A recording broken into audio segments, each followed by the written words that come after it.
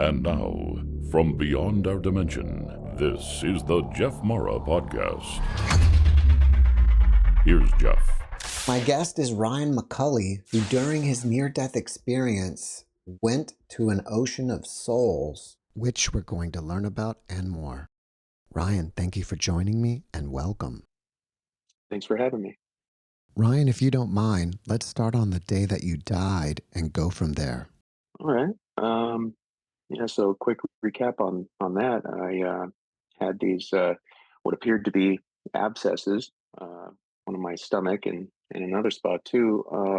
And the I was rushed in because it was getting really bad. I became very sick and it was very painful. And they said that it was probably some kind of spider bite. That's all they could identify it as, but it wasn't MRSA or any of those other things. But they said that if they didn't operate, that it would kill me pretty much. And they said you get a jail free card. They'd saved my life for free once. And I said, all right, let's do it. So they rushed me in and put me under. And at some point, I couldn't tell you when during that operation, I found myself entirely out of my body.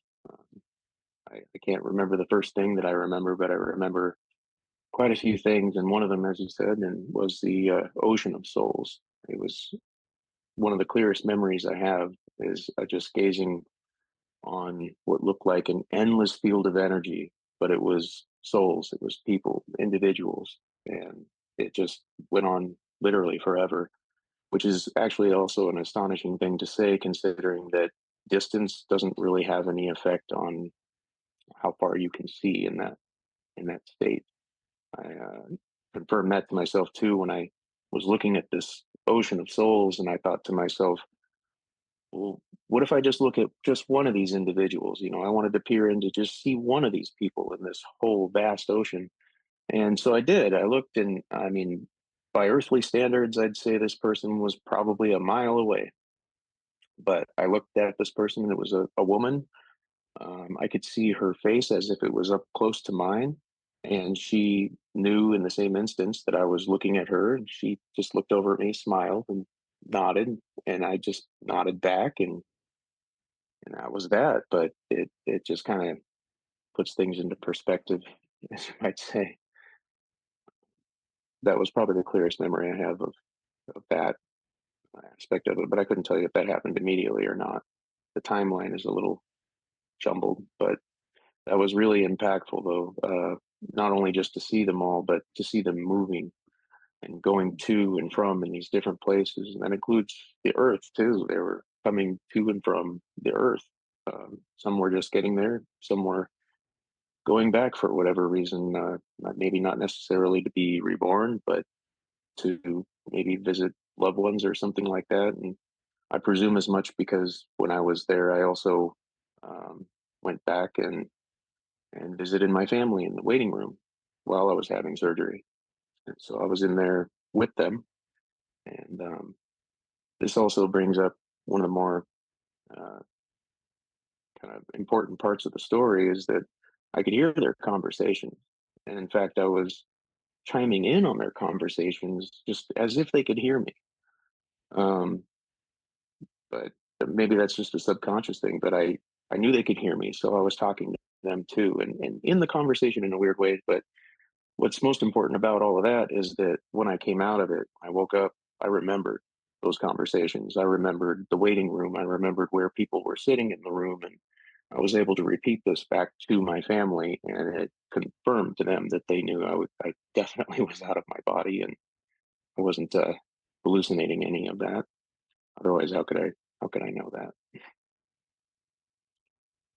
I'll try to cover some of the other things um, as much as I can remember. Um, Let's see. Do remember, and people asked about this, if I felt any kind of sense of peace or, belonging while I was there. And the answer is overwhelmingly yes. There was an absolute sense of belonging. That I was back where I belong. It was home, and that there was no sadness, no pain, no loss. All those feelings were absent and replaced by peace and love and connected, and a sense of connectedness to everything. And And I think that's also really important that that should extend to us here.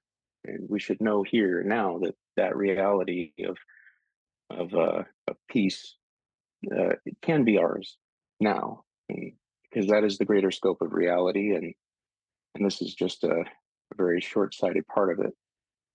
So I know that a lot of people hear my experience and they talk about how it makes them feel better about loved ones that have passed and things like that, because I did also get to see some of my loved ones and talk to them. They spoke to me, um, and so that kind of helps them to know that they do still exist. We absolutely exist after we leave our bodies and after the body dies. And my grandma, who was passed away, told me that she didn't want my aunt to cry for her at night anymore. She said that she's okay and that everything's all right, and she still exists and that she's there, and she doesn't like to see her daughter crying for her every night, or at least very often. So I told her daughter that, my aunt. I told her, Grandma says you don't need to cry for her at night anymore, and she broke down over that because she she told me, nobody knows that. She said nobody knows that I cry for my mom at night, but that hit her really hard, and she felt a lot better after that.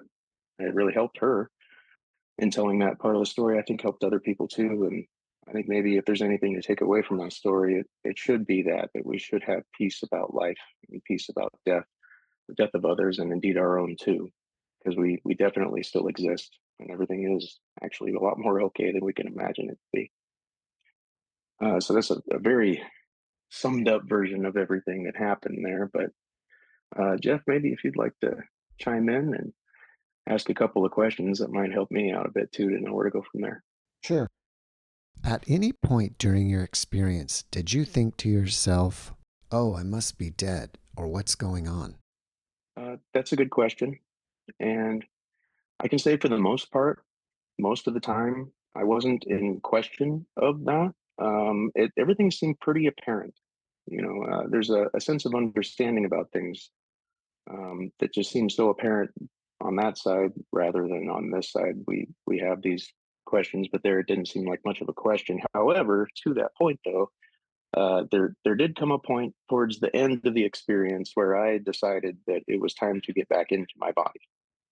Um, this is not a part that I often cover in telling this story, but I don't tell it very often.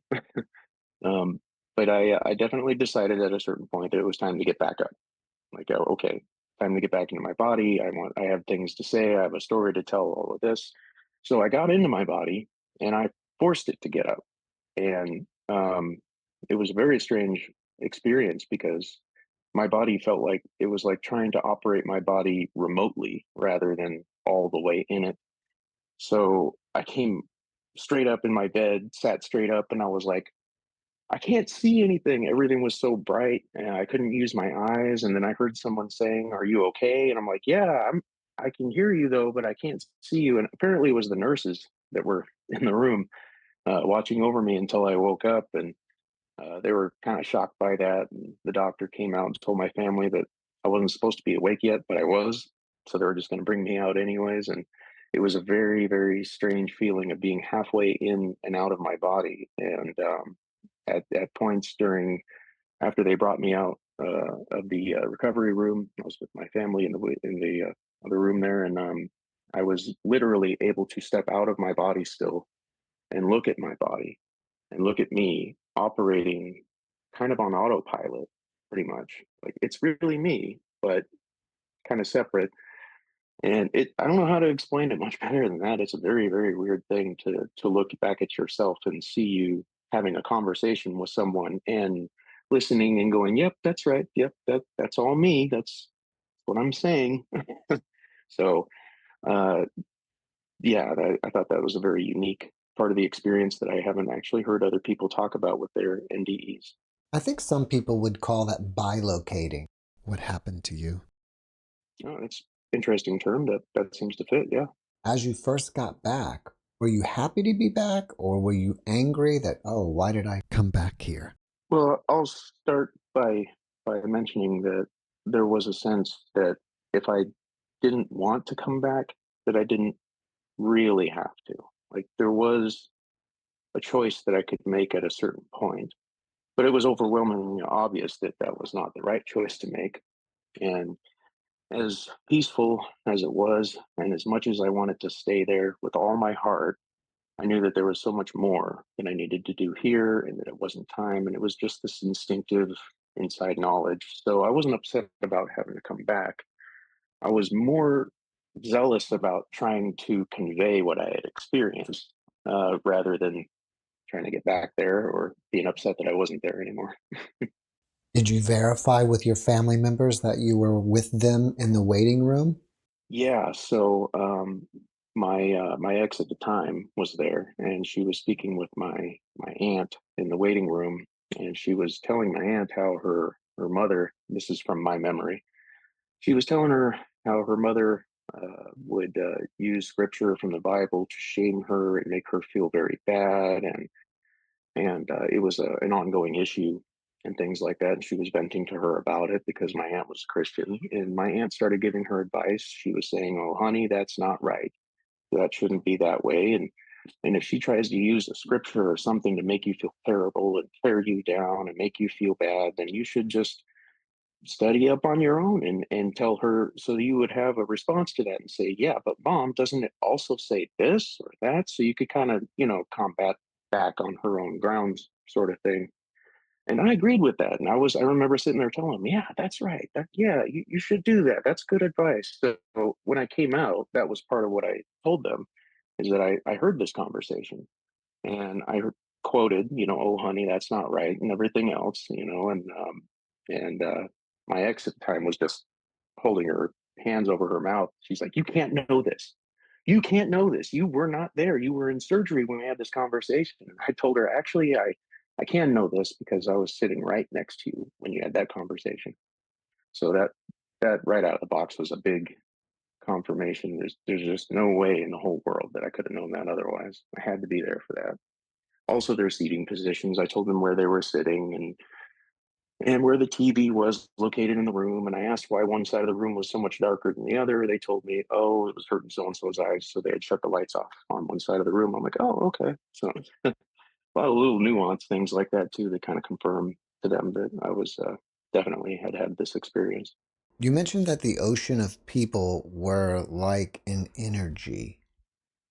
Did the Yeah, energy have a color to it? it's kind of hard to describe, but I wouldn't say there was a particular color distinctly. I would say that it'd be kind of like looking out over an ocean of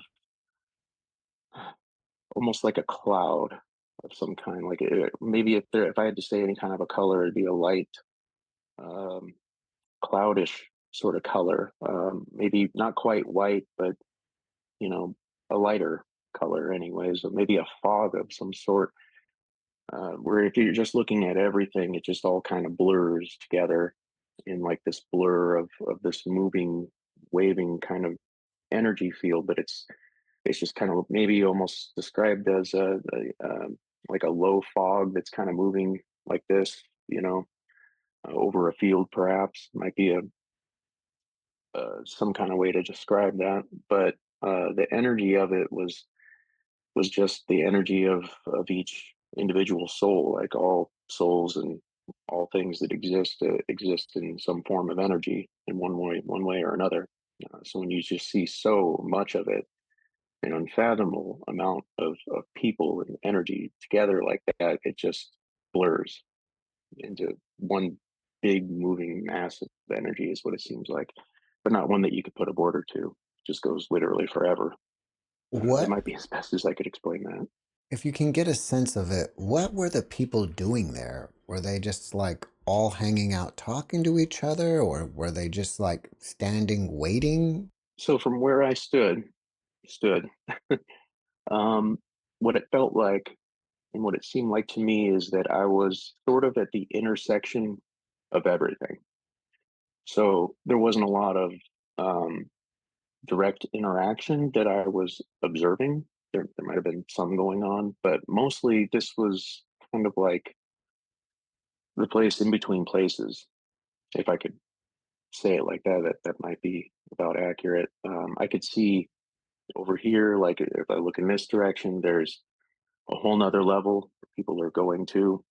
Um, and I can't describe what it is there, but it's just there's a lot of purpose in their movement going in that direction and in many other directions. There's another area I remember kind of distinctly was very bright, and yeah, I got this sense of absolute peace and rest when looking there. And I kind of have come to believe that when we say rest in peace, that that's actually where they're going.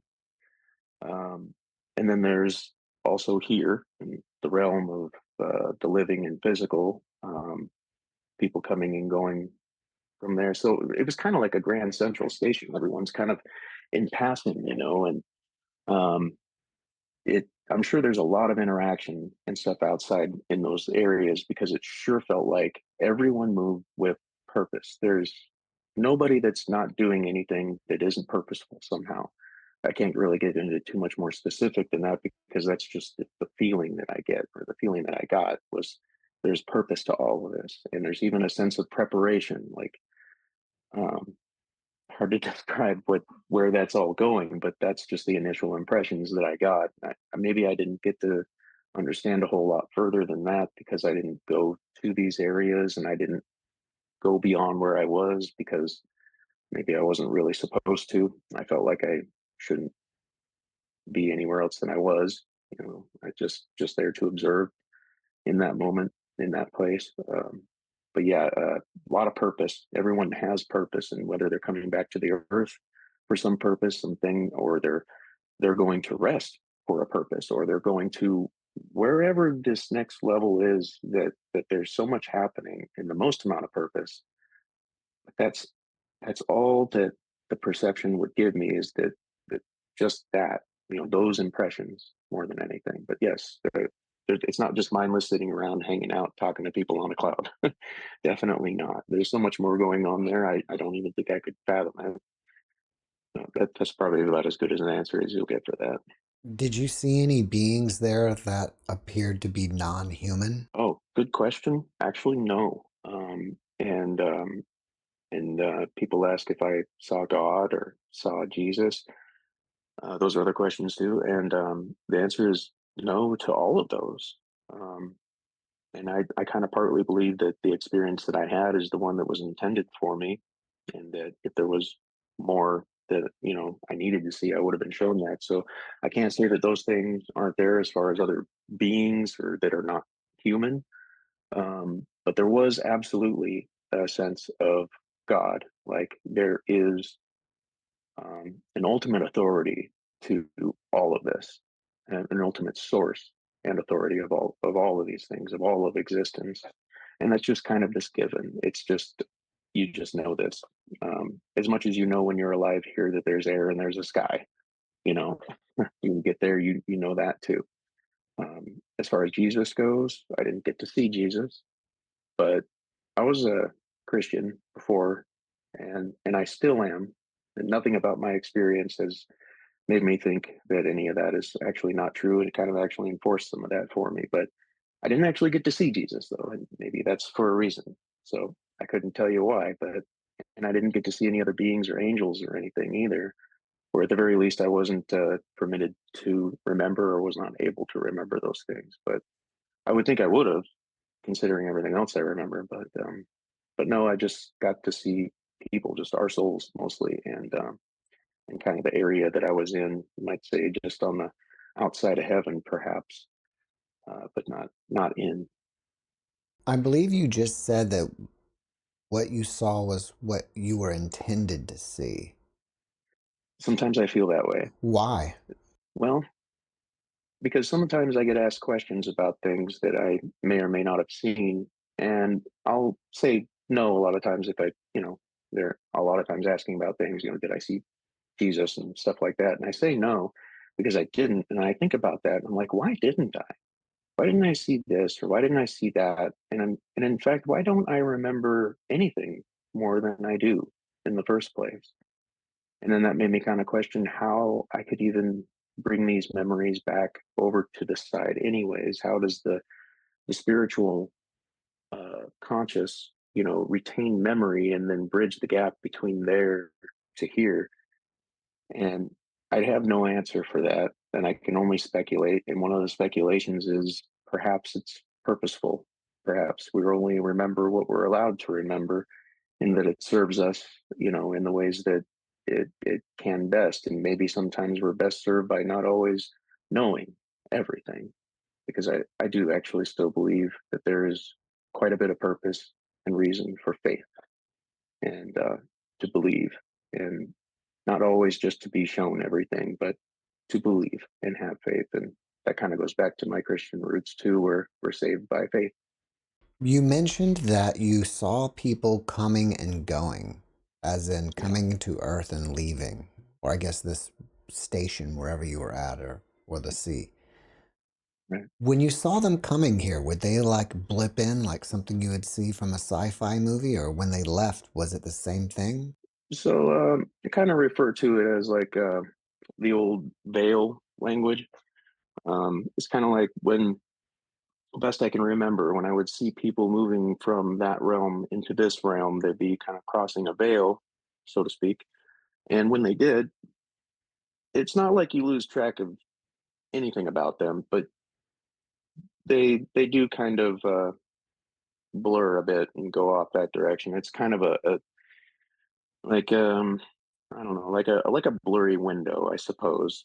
If you were to look through it, you can see it's there and you can see what's on the other side, but it's not as clear as when you're actually there. So people just kind of go out the door, so to speak, as well, like through the veil, and their focus is not as clear as the ones that are right there in front of me. Do you remember any of the other conversations you had with other family members?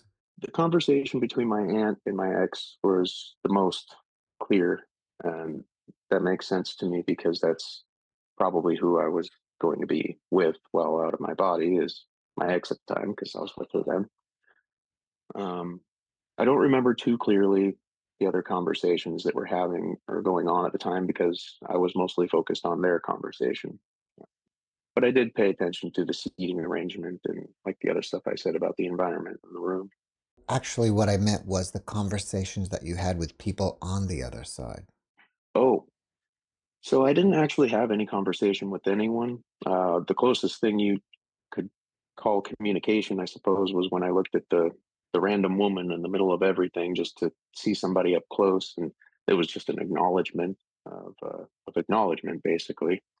But there wasn't any real conversation. And I suppose if I think back on whether I would have tried to attempt to conversate with anyone, the immediate instinctive feeling I get is that that would have been unnecessary to the point of almost being inappropriate, because I was just there to be there for the moment, and that I was just an observer for that time, and I'm not supposed to be there anyways right now, sort of thing. So probably minimum amount of engagement would be best.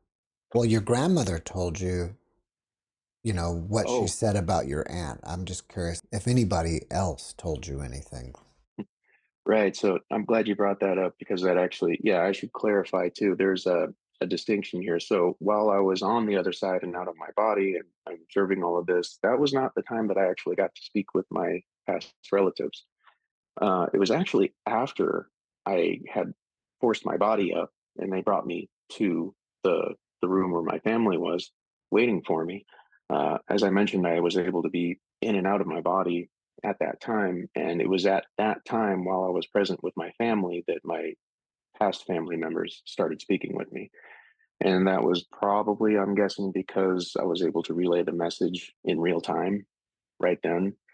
And in fact, I don't actually remember every bit of that either, which is strange. I talked to my brother and stuff, and they said that, yeah, you talked to your cousin Zach that passed away, and you had a couple things to say for him. And I was like, wow, I don't even remember that part. But I definitely remember my grandma speaking to me for my aunt and telling her those things. And I did get to see my other grandma from my mom's side who passed away, and which was an interesting interaction, because she didn't have too much of a message for me, but she just wanted to see me. It seemed like, and it she when I saw her, I was sitting in the bed and I'm talking to my family. I'm like, "Oh, it's grandma." I remember this, and I was like, "Oh my gosh, mom." I looked at my mom and I said, "You never told me how beautiful grandma was."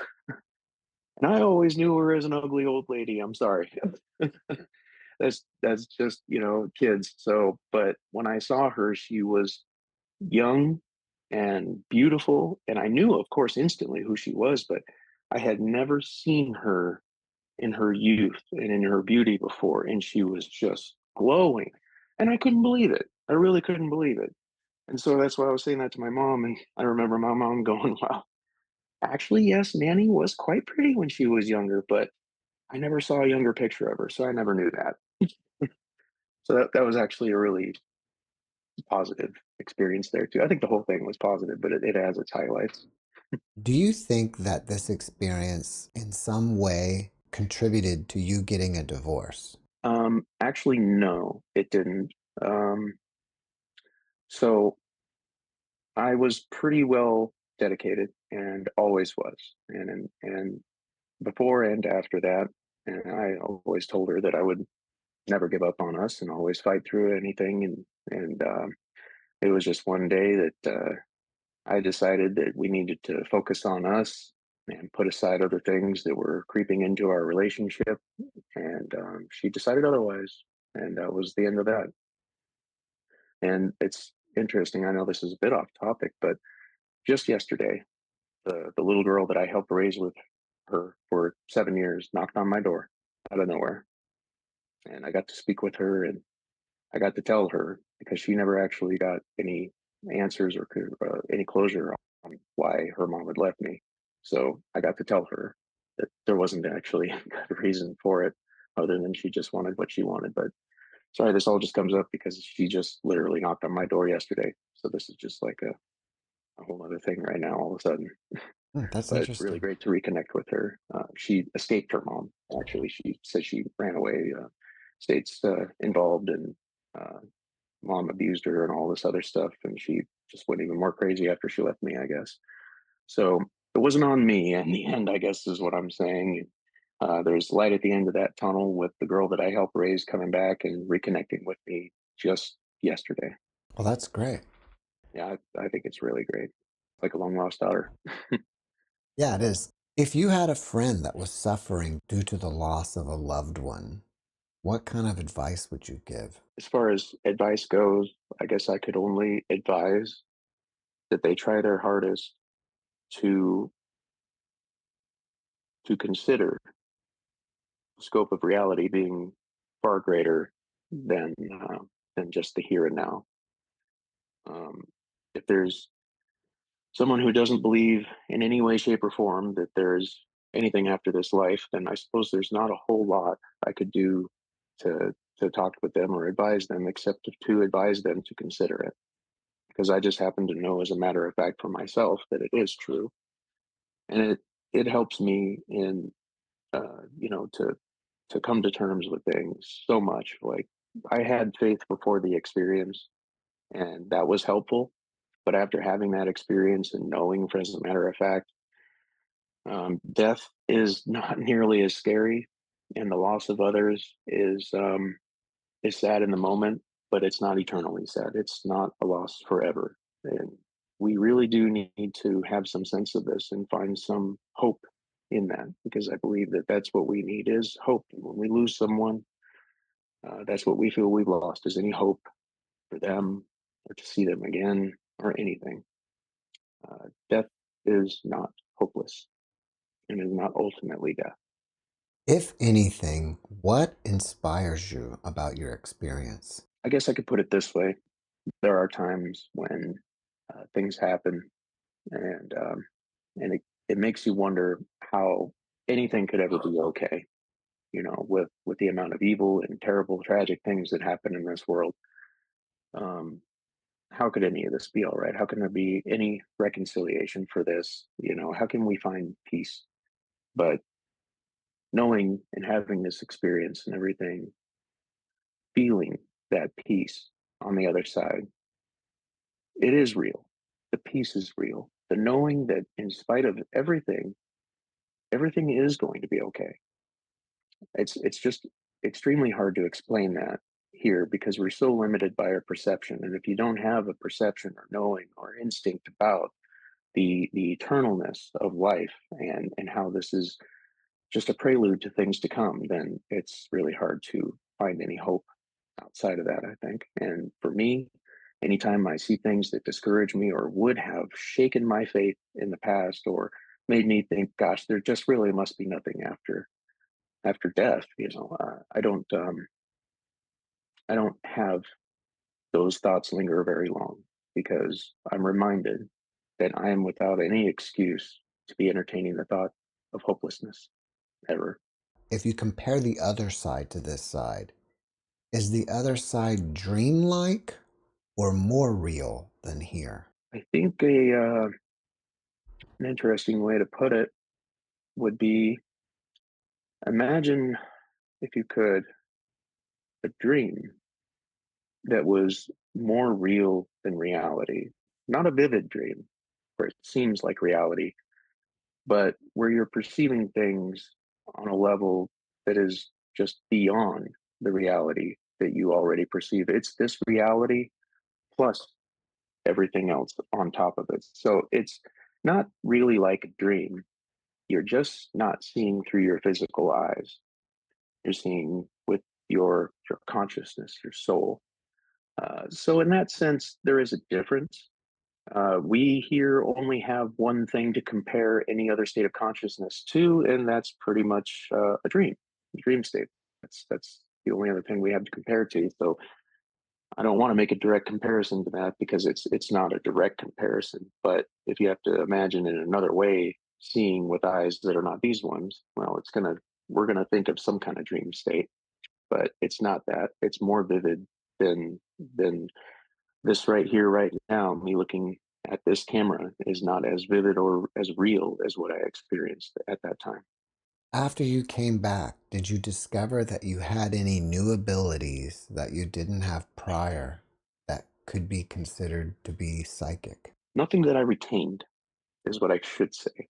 There was that period in the hospital room there where I was not fully in my body and in and out. At that time, I would have to say yes, but once I was fully back in normal state, then no, there wasn't any psychic or any special abilities or anything left, but just my enhanced perception of reality itself, which for me is kind of supernatural, but it doesn't really expand beyond me.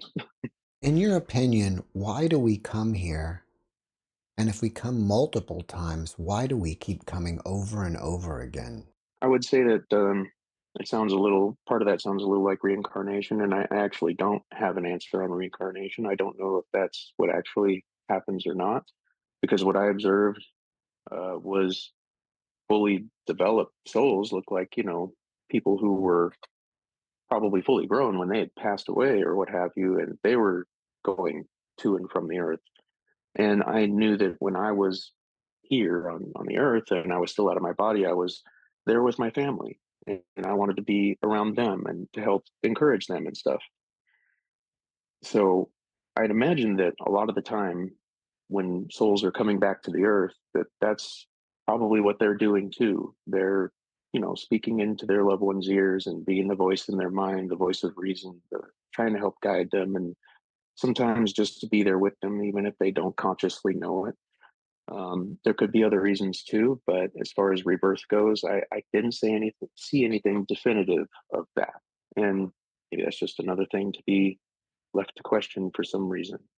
We have choices. We can make choices. We can choose to be right. We can choose to be wrong. We can choose to be good. We can choose to be bad. In the end, it's the ability to make these choices that make these choices have purpose and meaning. So when we choose to love each other, when we choose to be better people, when we choose to develop and be a part of the greater goodness of life, then there's purpose in that inherently. And I think that's a huge part of why we exist in the first place is so that there would be purpose and reason to existence. Without life, there really isn't. So this all happened most likely due to a spider bite, right? It's presumed, yes.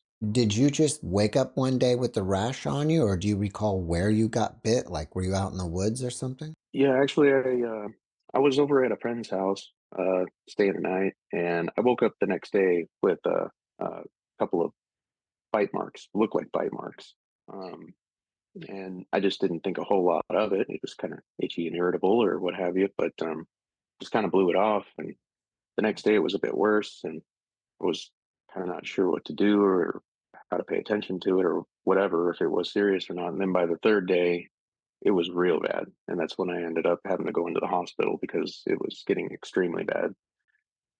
And it was about to go into my bloodstream very soon at that point. So in the hospital, did they just want to cut that piece of skin out of your body and sew you up or something?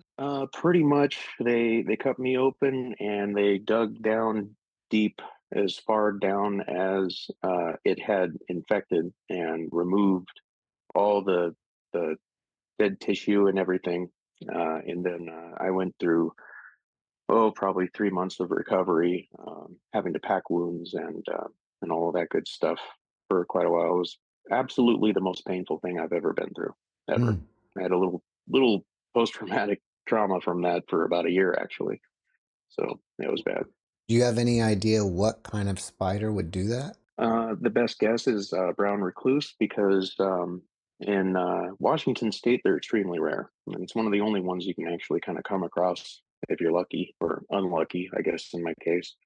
Um, and I had actually been bitten by one before. Is the ironic thing. Some years before that, I got bit by a spider, and sure enough, it was deadly and infectious and all of this. And I got over that one, and had forgotten about it, and didn't even think about that when this one came up. So it didn't cross my mind. Oh, I could be bit again. You know. Till I got to the hospital and they did some testing, and they're like, okay, it's not this, it's not that, it's not that. It must be a bite, uh, venomous, or had bacteria in it. Perhaps might have caused it too. Some spiders carry a bacteria on their fangs when they bite you that can be more dangerous than their venom. So it was just a strange thing. Um, I don't even know how it could have happened, really. And I got bit twice too. It was Mhm. on my stomach and on my back, lower back somewhere. So I just got super lucky, unlucky, but I'm not regretting that now, because the worst thing I ever went through gave me the best experience I've ever had in my life, and the most impactful experience that I've ever had, that will be definitely with me forever. And it'll always lift me up and give me hope whenever I'm down and whenever things seem to look not so good. Ryan, in what other ways do you think you have changed due to your experience? Well, of course, my perception and all of that about reality and stuff, and having all that piece that I got from that experience. There's changes like that in my perception and things, but in most other ways, I haven't changed a lot. I'm still a pretty regular guy. I do my silly gun channel thing where I blow stuff up and act like a fool, for fun. I'm pretty goofy, and I'm a regular dad and husband, and I'm also a volunteer firefighter to help get back to my community and things like that. Otherwise, pretty normal person that lives a pretty normal life still. Do you think the experience was an accident or something that you planned to do in some way, maybe pre birth? I can't speak to pre-birth, but what I can speak to is that my whole life, all the way up to that point, I can remember all the way back when I was like 3 or 4 years old, and I just wanted to know everything. I wanted to know the truth. What is the greater truth of reality? Because I've always looked up at the sky when I was little and wondered what's outside of that. How far does it go? What is this? Where am I? And what am I? And I've always been very, very deeply inquisitive about reality and my own existence. And it weighed on me a lot too, actually. Come to think of it, it really was something that was in the back of my mind taunting me, is that I don't know the greater scope of things. And how can I live my life happy without knowing? It was just my mentality. But so I guess you could say I was seeking the greater scope of things and seeking truth my whole life up to that point, and never will I ever get a greater answer than that. And those questions and that that inquisitiveness and that stress about wanting to know has definitely been relieved, and I don't have that anymore. So I suppose you could say it was something I was looking for my whole life, and then when the opportunity came, somehow I was able to seize that, and I got my answers for the most part. I got enough of an answer, and I've been pretty content after that about the greater scope of things and being okay with reality. Ryan, after watching this podcast, people may want to reach out to you and ask you questions. Are you open to that? And if so, how do they contact you? They asked me that on the other one too. I would say, if you really wanted to contact me, you could go to my email. I suppose it'd probably be a good way to do that. If you want to put that, in the description below or something, I can give you my email. Would you like me to just tell you? Either way. Okay, well, I'll just tell it to you then. Otherwise, I'd have to email it. It's RAM. That's RAM. It's my initials, and then 013570 at hotmail.com. I guess there's a lot that I could go on about, but I don't know that it's really all that helpful. It's just kind of the things that I believe and know, not only just from that experience, but about life and how important each other are. I don't know how much more to stress that, how important each other are. And I know that's where our grief and everything comes from when we lose someone, because we know how important we are to each other.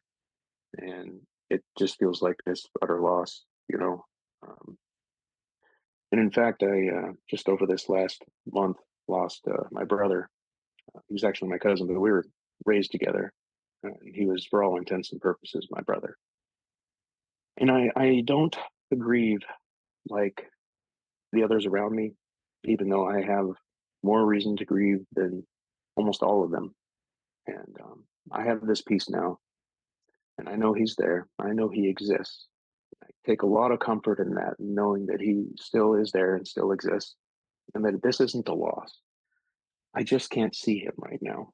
I might as well have considered him moved to another country that I won't get to see for a long time, and that is very sad. But I know he's still there. I know he exists, and I know he's pain free now. I know he is okay, and all he wants is for me to be okay and to know that. So I just want other people to know that, and it's I think the only real true comfort there is when it comes to death and loss is that death isn't really death, and you haven't really lost anything. I Ryan, guess I'd sum that up like that. Ryan, before we finish up, can you leave us with one last positive message? I think that was it. Yeah, that's That last part there, I don't think I can get any more positive than that. I mean, I can keep elaborating on it, but that is it. that works for me. Ryan, thank you for being my guest. I wish you massive success in whatever you're doing. Well, thanks. I do my goofy gun channel thing, so hopefully that goes somewhere. Thanks for watching the JeffMara podcast. I really appreciate you. Another way to show support is through YouTube memberships. And if you do, there are loyalty badges and other perks depending on your level of membership. All you need to do is click the join button underneath the video to find out more. Thank you for your support.